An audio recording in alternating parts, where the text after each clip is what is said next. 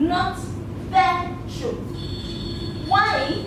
Because I read in one book, one of the people who became a mentor, somebody that I looked up to, and he's considered the father of total quality management. The man's name is Binney, and he wrote something in his book. He said, there is nothing like absolute knowledge, because knowledge in itself is history.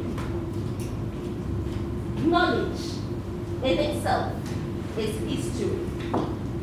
Because whatsoever we think we know today has the probability to explain to us 100% that which happened yesterday. But when it comes to applying what we know to the problems of today and to the problems of tomorrow, we have that probability of being wrong. Are we getting that point? And so that tells us that as scholars, we need to be open-minded. What worked for us yesterday was based on the assumptions and the realities of yesterday. They may not work for us today, and they may not work for us tomorrow.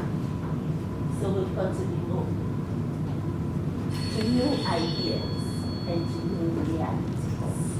Welcome to the Research Leadership Workshops. I hope in the next 4 days we will have a very engaging session. Thank you.